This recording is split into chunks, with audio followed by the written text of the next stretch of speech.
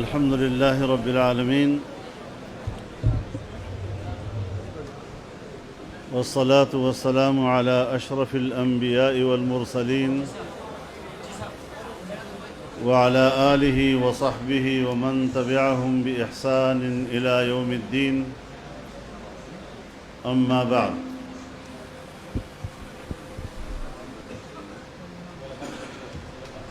صدر اجلاس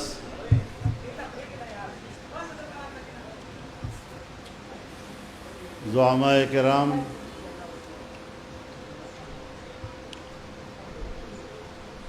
جمعیت علماء اسلام کے سوشل میڈیا سے وابستہ میرے نوجوان ساتھیوں،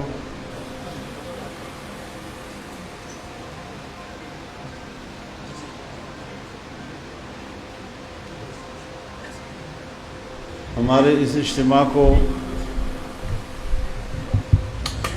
کور کرنے والے میرے محترم صحافی بھائی،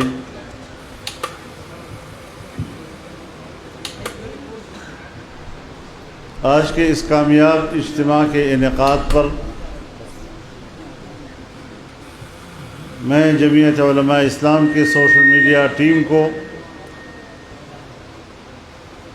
دل کی گہرائیوں سے مبارکباد پیش کرتا ہوں۔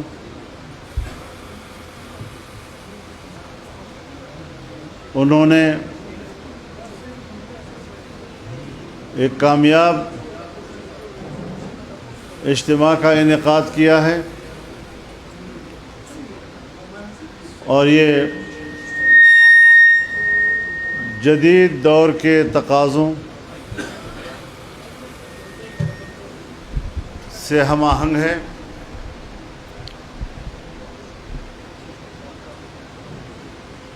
میں بذات خود سوشل میڈیا کی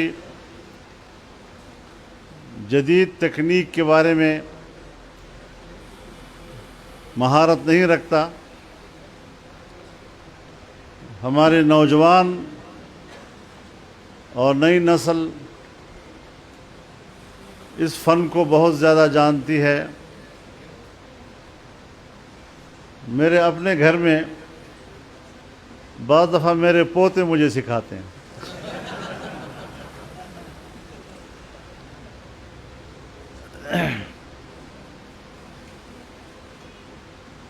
تو یقیناً اس حوالے سے جو آپ کا شغف ہے اور آپ کی دلچسپی ہے، یہ قابل قدر ہے، قابل تعریف ہے، اور خدا کرے کہ آپ اس مشن کو کامیابی کے ساتھ آگے بڑھاتے جائیں۔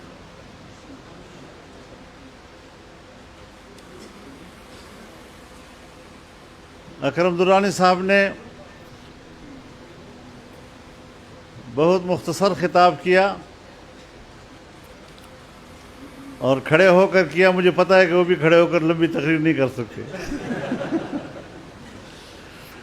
لیکن جوانی اپنے نام الاٹ کر دی۔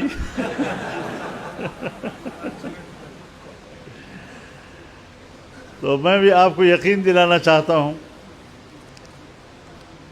کہ میں اس سے زیادہ جوان ہوں۔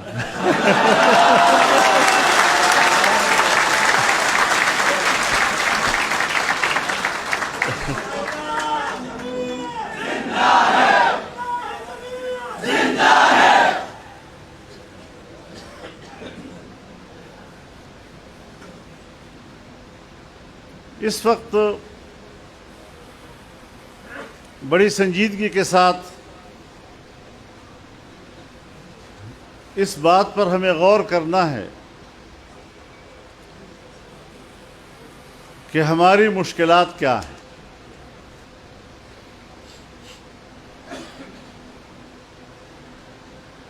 کچھ حقائق ہیں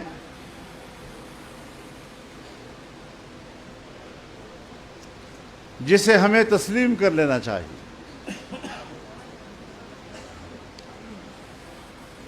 مریض اگر مرض کو تسلیم ہی نہیں کرتا، ڈاکٹر کو رجوع ہی نہیں کرتا، تو مرض بڑھتا جائے گا اور اس کا علاج نہیں ہو سکے گا۔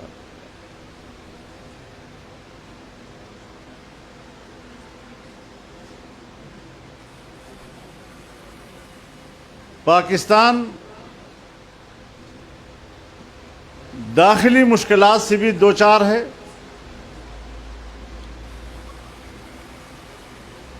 اور بیرونی خطرات سے بھی دوچار ہے۔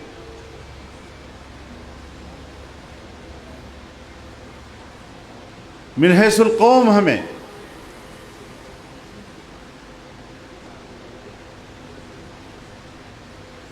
اپنے وطن کے لیے سوچنا پڑے گا۔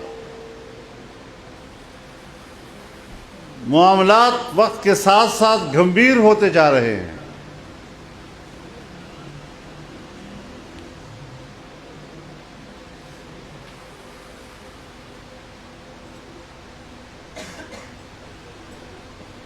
گتھیاں سلجھانے کے بجائے اور مشکل ہوتی جا رہی ہے۔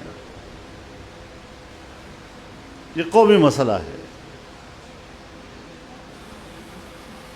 ہم نے اگر 10-12 سال پہلے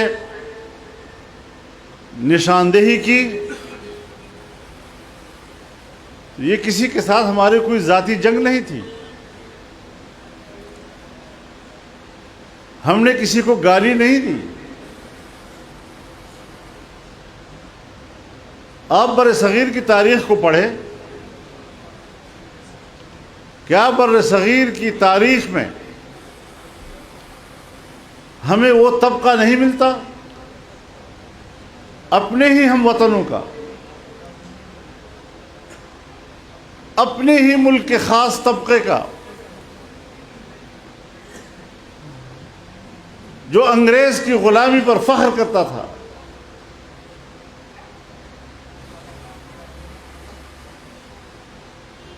جو برصغیر پر انگریز کے قبضے کو جائز سمجھتا تھا، اس کا وفادار تھا،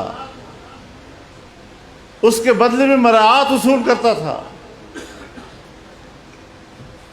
چاہے وہ جاگیرداروں کی صورت میں تھے، چاہے وہ کچھ بڑے بڑے درگاہوں کی صورت میں تھے۔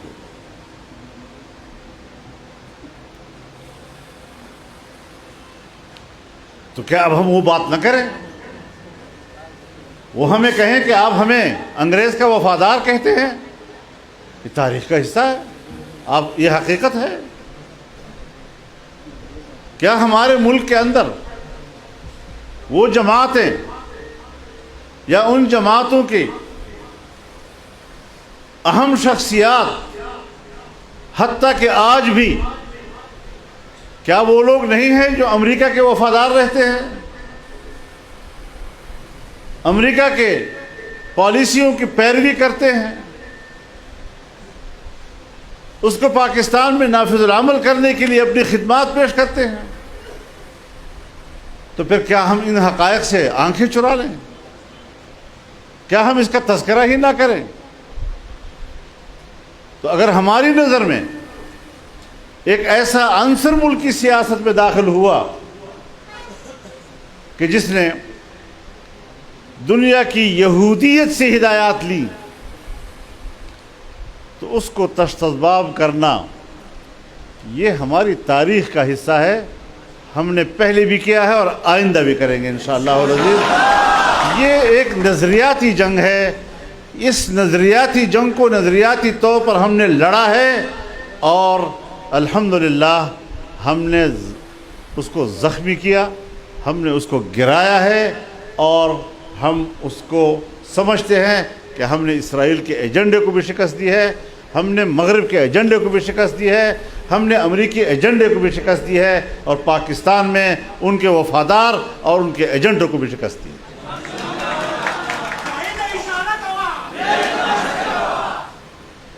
یہ ایک نظریاتی جنگ ہے۔ لوگ اقتدار کی جنگ لڑتے ہیں، لوگ مفادات کی جنگ لڑتے ہیں، لیکن ہم نے اپنے نظریاتی تسلسل کو برقرار رکھا ہے۔ ہم اپنے منہج سے ہٹے نہیں ہیں، اور نوجوانوں کو اس بات پر اعتماد کرنا چاہیے۔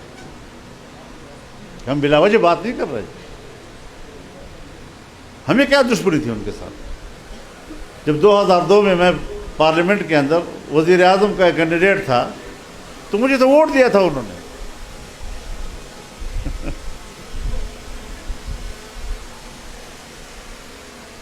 اور آج تک ہمارے اندر کوئی خامی نہیں نکال سکا سوائے گالیوں کے۔ اور آج میں، آپ لوگ بھی کبھی کبھی میسیجوں میں یہ بات کر لیتے ہیں کہ فضل الرحمان آج کل خاموش ہے، بات نہیں کر رہا، کیوں نہیں کر رہا؟ بابا میری روایات ہیں، میں جس سے جنگ لڑتا ہوں پھر اس کی بھی ہاتھ کھلے ہونے چاہیے، میرے بھی ہاتھ کھلے ہونے چاہیے۔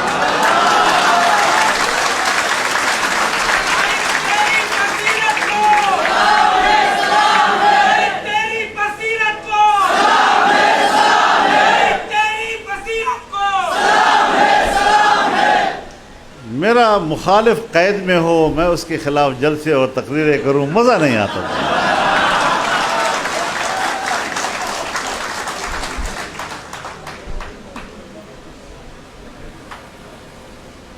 لیکن نظریاتی جنگ اپنی جگہ برقرار ہے،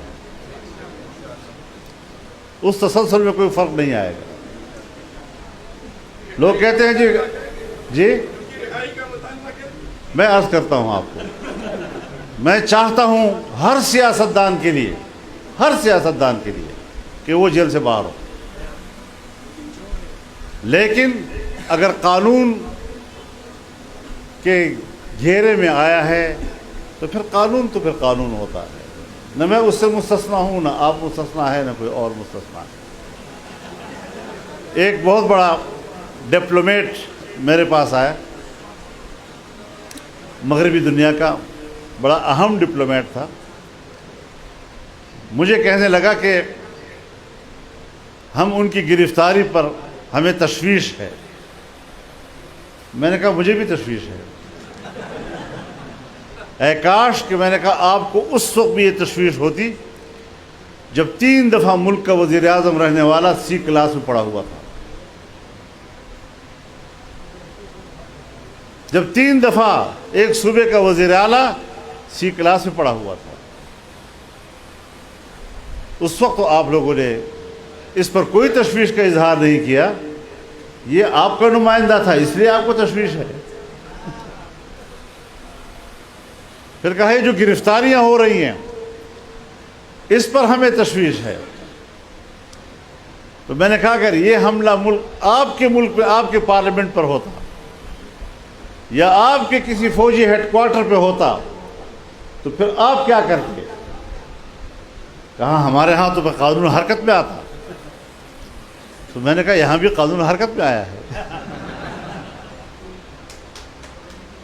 ٹرمپ نے اور ٹرمپ کے لوگوں نے امریکہ میں وہ ہل پارک ہے کیا، اس پہ حملہ کیا۔ وہ ریاستی مقام ہے، اور تمام لوگوں کو جیلیں ہوئی، عمر وقت کی جیلیں ہوئی، بعض کو پھانسیوں کی سزا تک دی گئی۔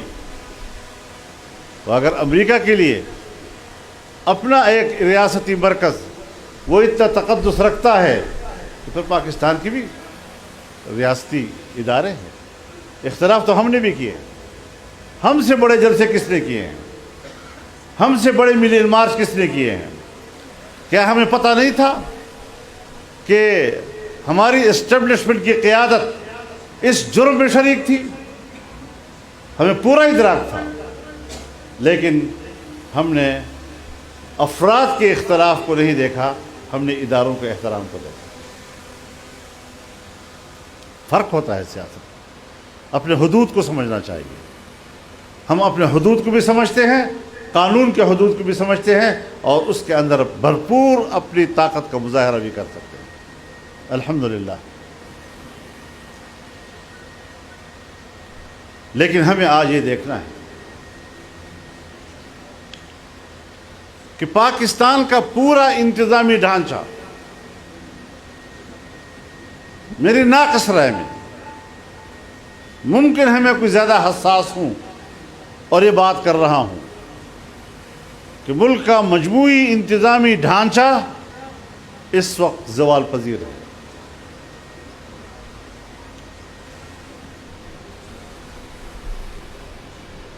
اسٹیبلشمنٹ ہو یا بیوروکریسی، اس کی گرفت کمزور ہے۔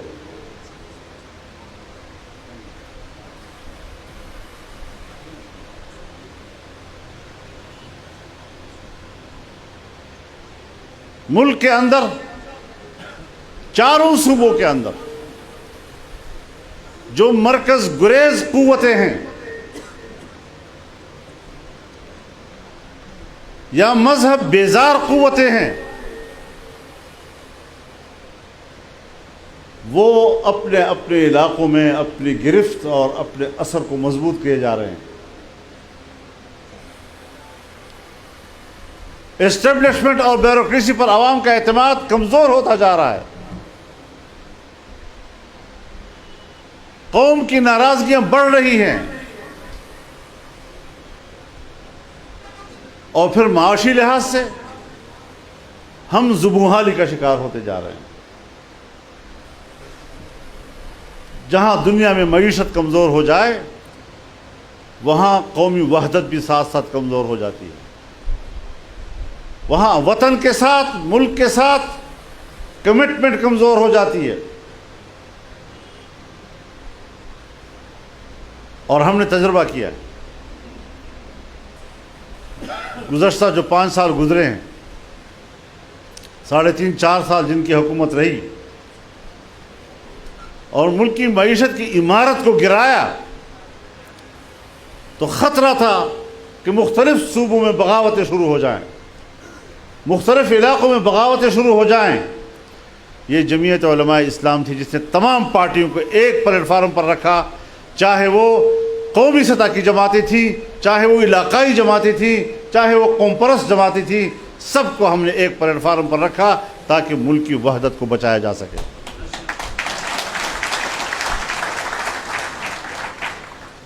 تاکہ کہیں کسی جگہ میں لوگ بغاوت کی طرف نہ چلے جائیں، ورنہ یقین جانیے جہاں ہم گئے ہیں، ایئرپورٹ پہ گزرے ہیں، جہاز میں چڑھتے ہوئے، باہر نکلتے ہوئے، کہیں روڈ پر کھڑے ہوئے، جو شخص ملا، سر اس مصیبت سے کب جان چھڑے گی، اسے تو مار دیا، اس کے علاوہ اور کوئی بات کسی کی نہیں تھی۔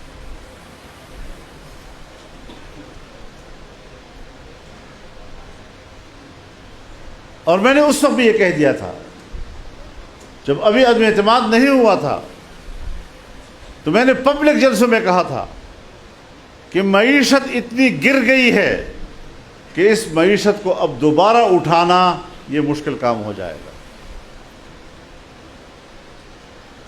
اور اب آپ دیکھیں مشکل ہے یا نہیں ہے۔ اقتصاد کوئی ایسی چیز نہیں ہے کہ 10 سال 15 سال بالکل ایک ہی سطح پہ رہے، یہ اونچ نیچ رہتی ہے۔ مجموعی قومی پیداوار کی شرح بھی مختلف ہوتی رہتی ہے، لیکن آپ خود اندازہ لگائیں کہ 2017-18 کے بجٹ پہ ہم نے مجموعی قومی پیداوار کی شرح 6 اور 6.5% تک رکھی، اور پھر جب یہ لوگ آئے بذام خیش بڑے دیانتدار سب کو چور کہنے والے، خود گھڑی چور، جب یہ آئے تو ان کے وقت میں پاکستان کی سالانہ مجموعی قومی پیداوار 0 سے نیچے یعنی مائنس پہ چلی گئی تھی. یہ دن بھی قوم نے دیکھا ہے. جب آپ کے اسٹیٹ بینک میں زر مبادلہ کے ذخائر ریزروز صرف $2 ارب رہ گئے تھے، جبکہ ہم نے $17 ارب چھوڑے تھے.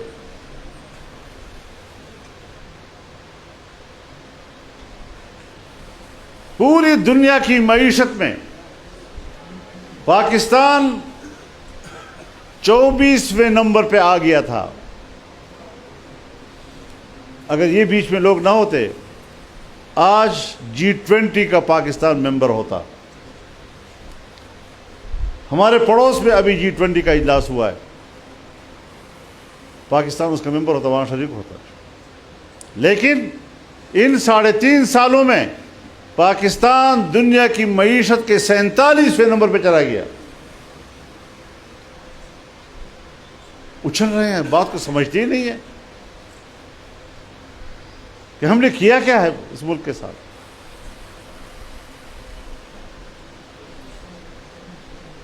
حکومتی گرفت کمزور کر دیا اور ابھی تک کمزور ہے. بیچ میں عدم اعتماد آیا، حکومت بنی 11-12 جماعتوں کی، لیکن میں کہتا رہا کہ ملک اس حد تک نیچے جا چکا ہے کہ یہ اب دلدل ہے. دلدل سے آدمی نکلنے کی کوشش کرتا ہے لیکن دھستا چلا جاتا ہے.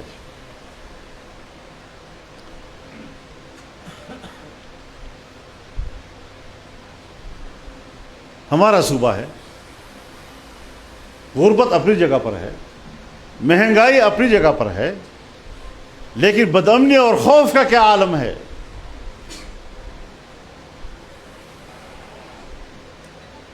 آئے روز خونی کھیل کھیلا جا رہا ہے. قبائلی علاقوں میں روزمرہ کے حساب سے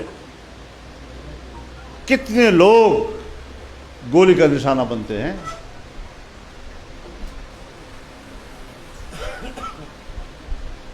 جمعیت علماء اسلام پر کیوں حملے ہوئے؟ کس کے اشارے سے ہوئے؟ باجوڑ کا حادثہ کیوں درپیش ہوا؟ اور حادثے سے پہلے کوئی 1.5 سال کے اندر میرے 20 علماء کیوں شہید کیے گئے؟ اور اس کے بعد بھی یہ سلسلہ جاری. مستونگ میں کبھی کسی زمانے میں مولانا عبدالغفور حیدری پہ حملہ ہوا، 26 ساتھی شہید ہوئے، اور یہ ابھی حافظ حمداللہ پہ ہوا، اور ابھی عید میلاد تو پھر ہوا، 50-60 لوگ اس میں شہید کر دیے گئے. جہاں اس حد تک قتل و غارت گری ہو، جہاں اتنا زیادہ خون بہے، وہاں امن، وہاں سکون، وہاں اطمینان کا کیا سوال پیدا ہوتا ہے؟ کیسے وہاں کا شہری گھر سے نکلے گا اور اس اطمینان کے ساتھ کہ شام کو گھر واپس محفوظ آئے گا واپس؟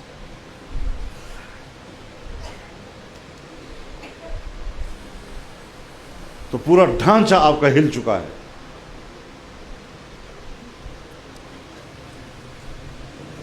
کراچی گلی کوچوں میں جرائم، سماجی جرائم، MNA اور MPS سے گاڑیاں چھین لی جاتی ہیں، لے جاتے ہیں ان سے.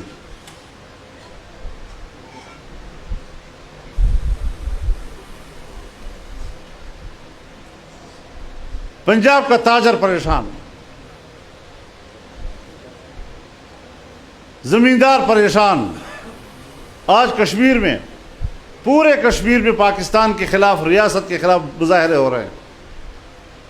اگرچہ اس کا بنیاد ایک وہاں کا مقامی مسئلہ ہے کہ منگلا ڈیم کشمیر میں ہے اور پاور ہاؤس پاکستان میں ہے، بجلی پاکستان میں جمع ہوتی ہے اور پھر ہمیں مہنگے داموں بیچی جاتی ہے. بجلی کی بلوں کے خلاف وہاں لوگ نکلے ہیں، لیکن اس سے پاکستان پر بھی اعتماد ختم ہوگا نا کشمیری کا، اس کے بھی کوئی اثرات ہوں گے نا، اس کے بھی کچھ نتائج ہوں گے پھر کل، نہ معلوم ہم کدھر جا رہے ہیں۔ کون لوگ ہیں جو 4-5 اپنے ایک کمرے میں بیٹھ کر پورے ملک کے اور عوام کا اور ہر چیز کا فیصلہ کرتے ہیں اور اپنے آپ کو عقل کل سمجھتے ہیں؟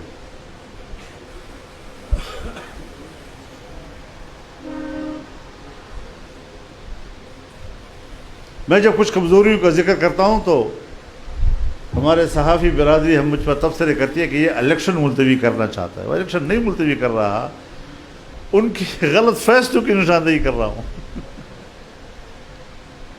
الیکشن کے لیے تو ہم نے 2018 کا الیکشن تسلیم نہیں کیا، 3.5 سال ہم نے دوبارہ الیکشن کا مطالبہ کیا، اور ہمیں الیکشن سے ڈرایا جاتا ہے۔ جو ہمیں الیکشن سے ڈراتا ہے وہ ذرا اس صوبے کے بلدیاتی الیکشن کے نتائج دیکھ لے کہ کیا ہم ڈرنے والے ہیں یا ہم سے کوئی ڈر رہا ہے۔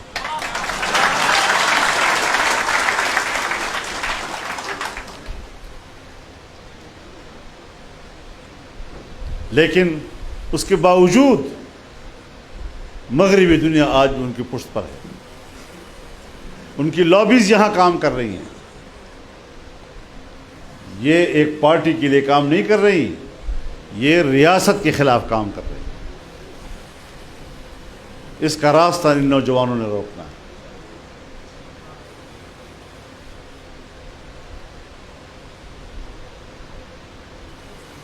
تو آج اس وقت آپ نے اپنی ذمہ داریوں کا احساس کرنا ہے۔ گلگت بلتستان میں کیا سوالات پیدا ہو رہے ہیں، کبھی کسی نے سوچا اس بات پہ؟ وہ یہ سمجھتے ہیں کہ اسلام آباد ہمارے حقوق کا استحصال کر رہا ہے اور ہمیں پھر قوارانہ جھگڑوں میں الجھا دیتا ہے، ہم آپس میں لڑ رہے ہوتے ہیں، پنجاب میں پھر قواریت پھیلا دی جاتی ہے۔ ہمارا صوبہ کتنی مرتبہ اس فضا سے گزرا، بلوچستان گزرا ہے اس سے، حالانکہ وہاں پھر قواریت دور دور کی بھی کوئی چیز نہیں تھی، لیکن وہاں پر بھی عناصر پیدا کیے گئے۔ ہم نے سیاسی نقصان اٹھایا، لیکن ہم نے غلط کو غلط ہی کہا کہ غلط غلط ہے۔ ہمیں عوام میں جانا چاہیے، ہمیں عوام کو اعتماد دلانا ہے کہ ہم آپ کے حقوق کے محافظ ہیں۔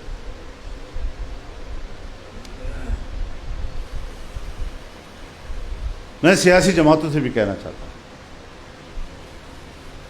سب لوگ لگے ہوئے ہیں الیکشن کمپین میں، سمجھتے ہیں کہ اگلے الیکشن میں ہم کامیاب ہو جائیں۔ یہ کوئی بری بات نہیں ہے، یہ سب کا حق ہے، لیکن ترجیحات تو دیکھو۔ آپ الیکشن کی فکر میں ہیں اور ادھر ریاست جو ہے ڈوب رہی ہے آپ کی۔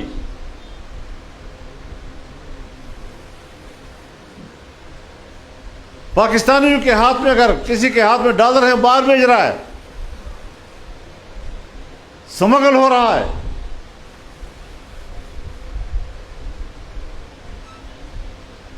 باہر کے لوگ تفصیلات روک رہے ہیں، پیسہ پاکستان نہیں بھیج رہے، سرمایہ کاری ملک کے اندر نہیں ہو رہی۔ اب آپ مجھے بتائیں کہ ان حالات میں اگر پاکستان کے اندر کوئی بندوق اٹھاتا ہے اور اس جذبے کے ساتھ کہ میں تو جہاد لڑ رہا ہوں، یہ ایک جذبہ تو ہو سکتا ہے، یہ ایک خواہش تو ہو سکتی ہے، لیکن اس کا آغاز کرنے سے پہلے حالات کو سمجھ کر اس کے انجام پر بھی نظر رکھنی چاہیے، اس کے نتائج کیا ہوں گے۔ نتائج یہ ہوں گے اس کے کہ آپ کا انتخابی عمل مخدوش ہو جائے گا، باہر سے سرمایہ کاری بند ہو جائے گی، پاکستان میں امن نہیں، عدم استحکام ہے، سیاسی لحاظ سے بھی معاشی لحاظ سے بھی۔ ایک دفعہ ہم نے ملک کو دیوالیہ پن سے نکالا، دوبارہ اس طرف جا سکتا ہے۔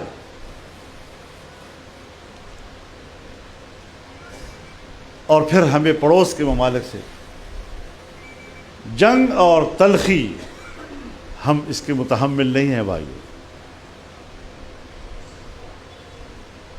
ہندوستان تو چلو ہوا ہمارا دشمن، اس سے تو ہمیں کسی خیر کی توقع نہیں، لیکن ایران سے ہمارے تعلقات خاطر خواہ ہیں، اور افغانستان سے بھی حالات آئے روز ہمیں نظر آ رہا ہے کچھ تلخیاں پیدا ہو رہی ہیں۔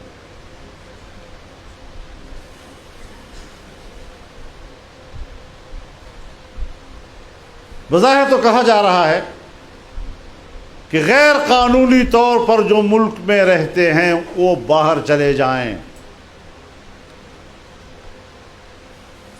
لیکن غیر قانونی طور پر پاکستان میں رہنے والے وہ صرف پشتون تو نہیں ہیں، لیکن ہاتھ ڈالا گیا صرف پشتون پر۔ کیوں؟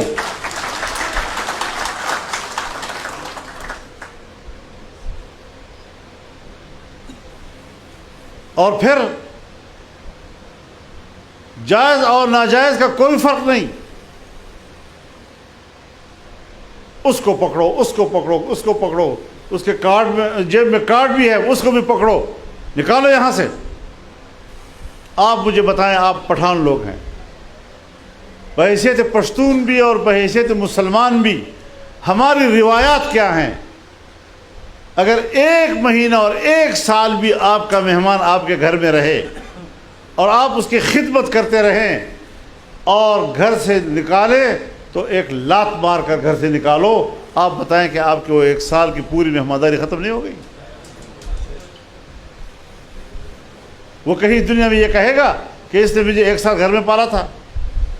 وہ یہی کہے گا مجھے اس نے لات مار کر گھر سے نکالا ہے۔ مسئلہ کیا پیدا ہو گیا یکدم سا؟ اسی لیے ہم نے کہا تھا کہ افغانستان اور پاکستان کے درمیان 2 طرفہ ایک کمیشن قائم کیا جائے جو باہمی مسائل کو مفاہمت کے ساتھ طے کرے۔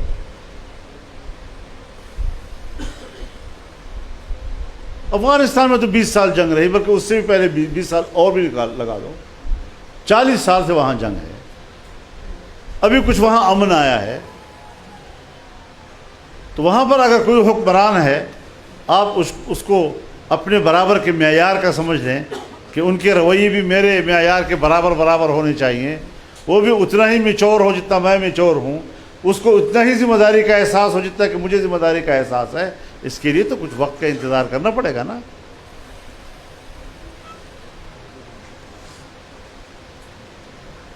اور پھر ہماری بیوروکریسی، پولیس افسران گدھ کی طرح ان پہ جھپٹ رہے ہیں، کسی سے زمین کھینچ رہے ہیں، کسی سے پیسے کھینچ رہے ہیں۔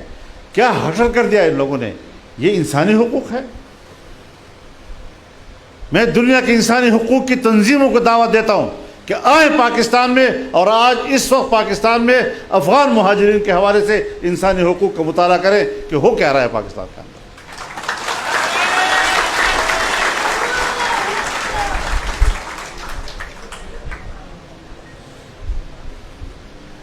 ہر مسئلے کا کوئی راستہ ہوتا ہے، ہر مسئلے کا کوئی سلیقہ ہوتا ہے۔ آج ایک بات کہہ دی اور آج نہ ہو سکی تو کل کا انتظار ہی نہیں کرنا، فوراً جھگڑے کا اعلان کر دینا۔ احتیاط کی ضرورت ہے۔ ہم مشکل میں ہیں اور ہم روز بروز اپنی مشکل میں اضافہ کیے جا رہے ہیں۔ نگران حکومت ہے، نگران حکومت ہے تو بیمور اور پلار حکومت ہے۔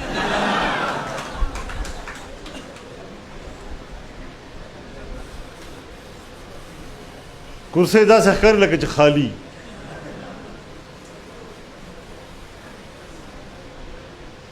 پتہ نہیں نگران حکومت کی ضرورت کیا ہے، کہاں سے یہ کانسیپٹ نکلا ہے؟ دنیا میں تو کہیں ایسا نہیں ہے۔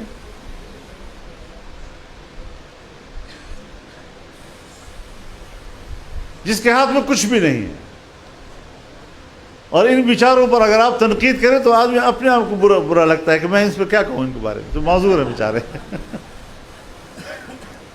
میں دعوت دیتا ہوں سنجیدگی کی طرف آنے کا۔ میں دعوت دیتا ہوں اپنے حالات کو صحیح معنوں میں سمجھنے کا اور اس کا تجزیہ کرنے کا. تمام پارٹیوں سے کہنا چاہتا ہوں، ان کی قیادت سے درخواست کرنا چاہتا ہوں کہ اس وطن عزیز کو بچانے کے لیے سوچیں. اگر میری آواز پر کوئی لبیک کہتا ہے الحمدللہ، نہیں کہتا تو پھر یہ فقیر تنہا بھی یہ علم لے آگے بڑھے گا.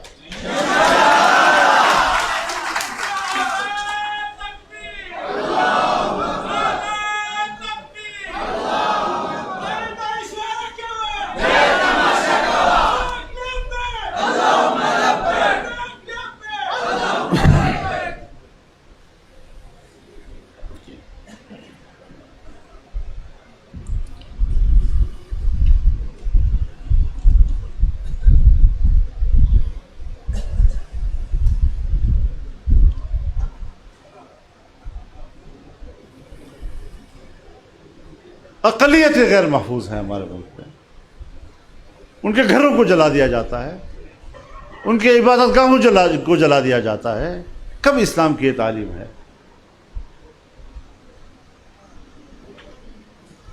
مزدور طبقہ پریشان ہے، کسان پریشان ہے، کوئی ایک طبقہ تو ایسا نہیں جو مطمئن ہو. عام دکاندار پریشان ہے. لہذا آج ملک کو اور قوم کو اعتماد میں لینے کی ضرورت ہے. اسی مقصد کے لیے ہم نے آگے بڑھنا ہے. انتخاب جب آئیں بسر و چشم. لیکن یہ جو الیکشن کمیشن نے کہا ہے نا کہ جنوری کے آخر میں، تو آدھے پاکستان میں تو برف ہوگی.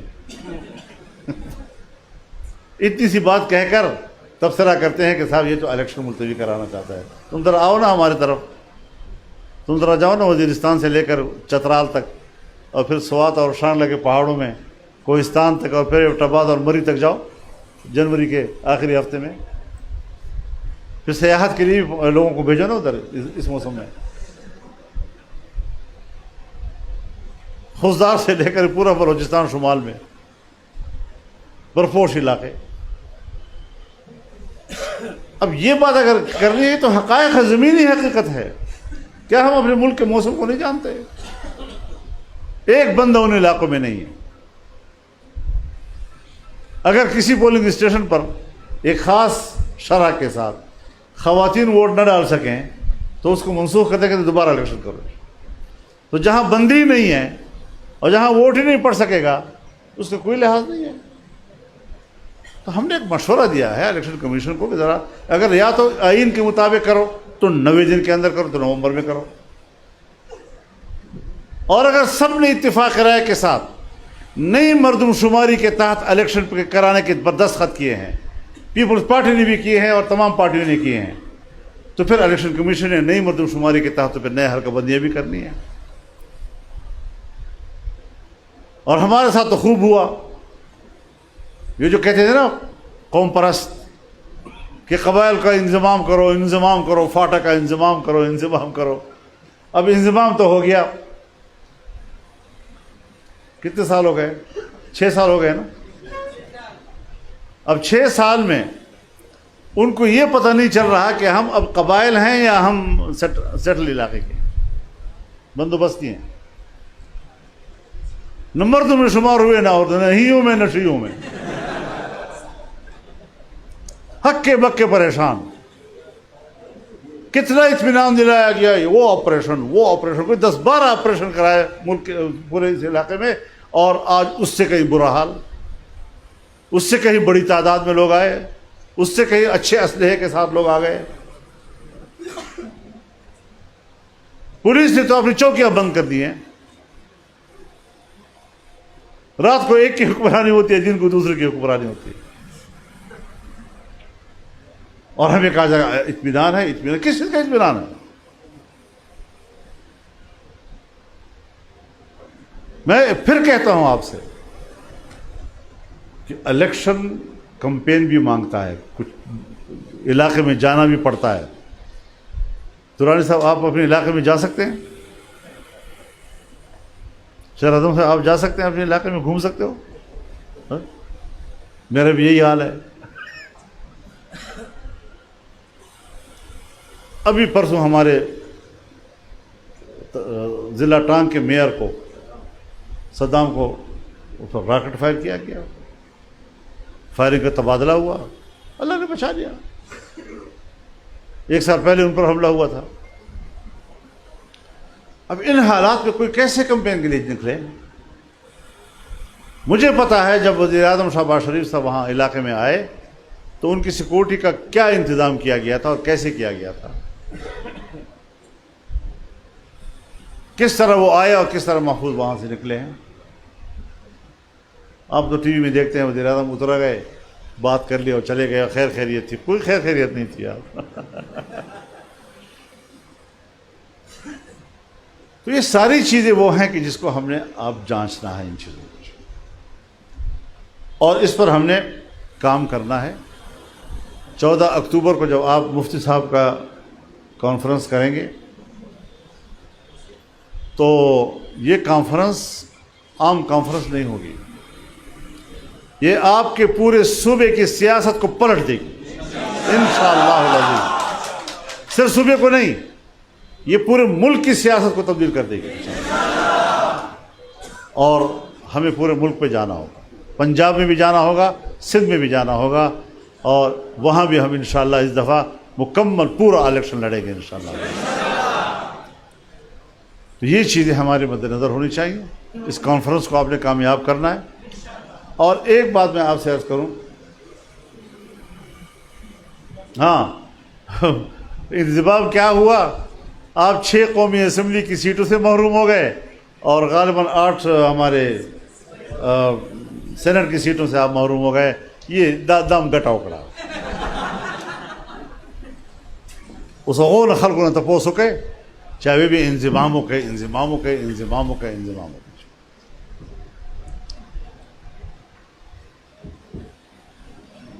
امون خواہ ملیان ہوئے فلان کی ملا بانگ بندے کلی بنوائے خوار ملا بانگ کلی بنوائی تھی نعرے مورتا اکھڑ لے۔ ہم نے چیخ کر ان سے کہا کہ ابھی وقت نہیں ہے، ذرا صبر کرو، حالات نہیں ہیں اس کے موافق۔ لیکن مجھے واضح طور پر کہا گیا کہ امریکہ کا دباؤ ہے۔ یہ ہے ہماری آزاد حکومت، یہ ہے ہماری آزادی۔ تو اس حوالے سے فاٹا کے لوگ آج غیر محفوظ ہیں، ایک گھر غیر محفوظ ہے۔ پہلے سے تباہال قبائل انضمام کے بعد بھی بے گھر بھی ہو گئے اور دربدر بھی ہو گئے، زندگی بھی ان کی خدشے میں ہے۔ کیسے زندگی گزارتے ہیں وہ لوگ؟ بہت سخت لوگ ہیں۔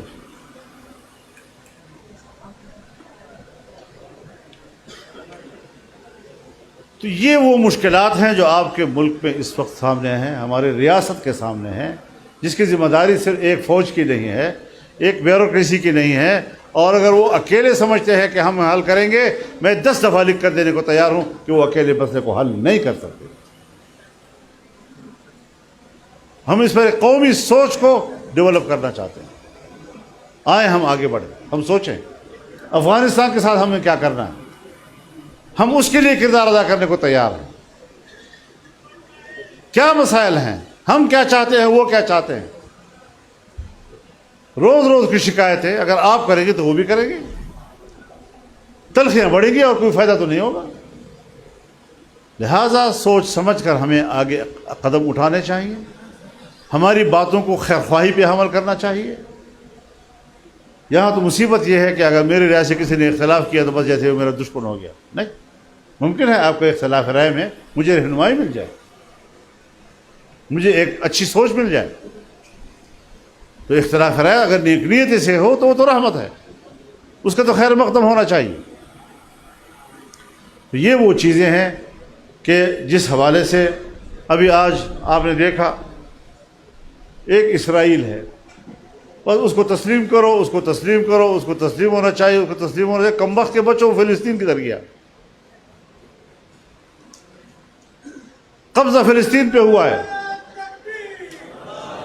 قبضہ مسلمانوں کے قبلہ اول پہ ہوا ہے، وہ بھول گئے ساری دنیا، اور اسرائیل کو تسلیم کرو اور اسرائیل کو تسلیم کرو۔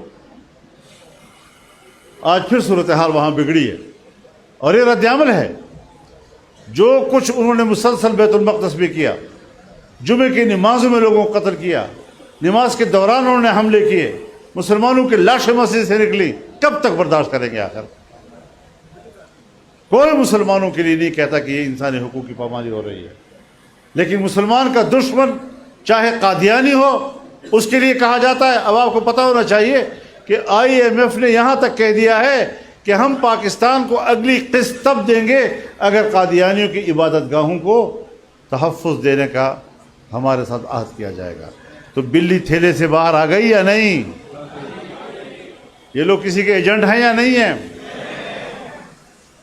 تو یہ کیوں ایسی بات کرتے ہیں؟ مرزا غلام محمد قادیانی نے تو خود اپنی کتاب میں لکھا ہے کہ میں انگریز کا خود کاشتہ پودا ہوں، خود لکھا ہے اس نے۔ اب یہ سارے اس کے خود کاشتہ پودے کے شاخے ہیں جو مسلمانوں پہ حملے کر رہے ہیں، ان کے نظریات پہ، ان کے عقائد پہ، پتہ نہیں کیا کیا کچھ کہہ رہے ہیں۔ اور پھر ایک تو ہوتا ہے اختلاف رائے، ایک یہ کہ ایک مسلمان ایماندار کلمہ گو اس کو آپ کافر بھی کہیں اور اس کا خون بھی اپنے لیے حلال سمجھے۔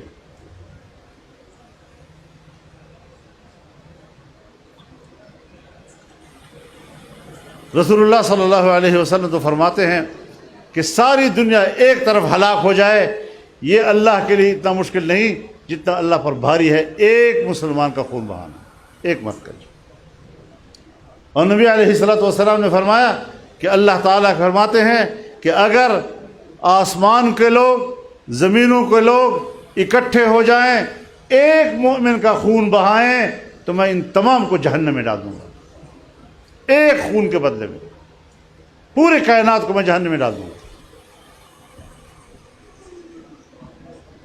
اب آپ علماء کرام سے پوچھیں تو علماء کہتے ہیں کہ اگر ایک شخص شراب پیتا ہے اور شراب کو گناہ سمجھتا ہے تو وہ گناہ گار ہے اور کافر نہیں ہے، لیکن اگر شراب پیتا ہے اس کو حلال سمجھتا ہے تو کافر ہے۔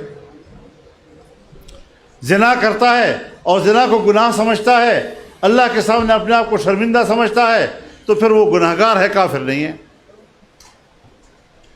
اگر چوری کرتا ہے اور چوری کو حرام سمجھتا ہے، ڈاکہ کرتا ہے، ڈاکے کو حرام سمجھتا ہے، تو پھر حرام کرنے والا اگر اس کو حرام سمجھ کر کرتا ہے تو یہ گناہ کا مرتکب ہے، کافر تو نہ ہوا۔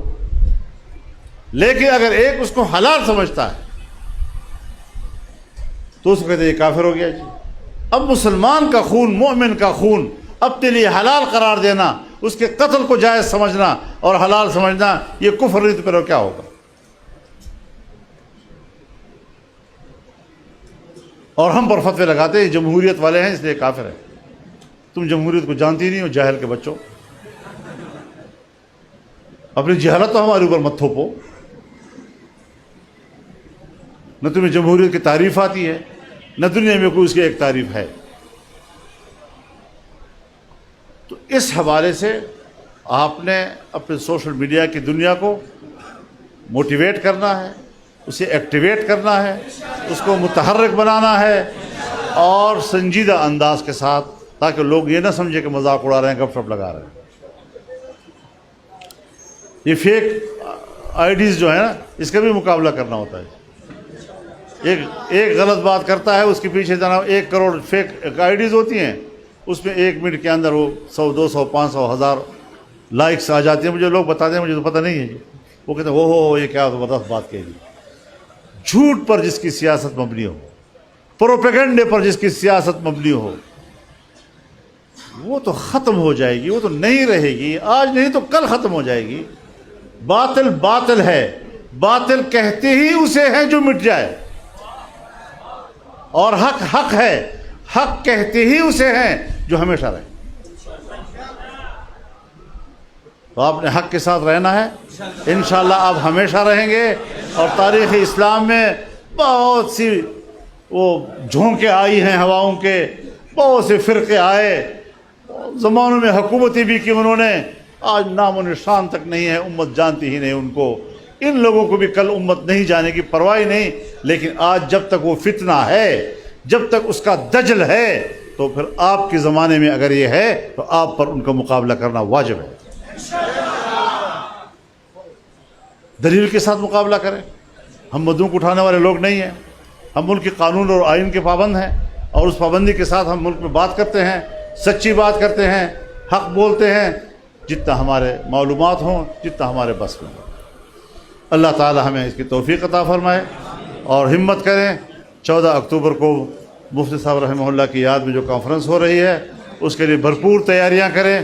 انشاءاللہ ایک تاریخ ساز ہوگی اور پوری تاریخ کو تبدیل کرے گی انشاءاللہ۔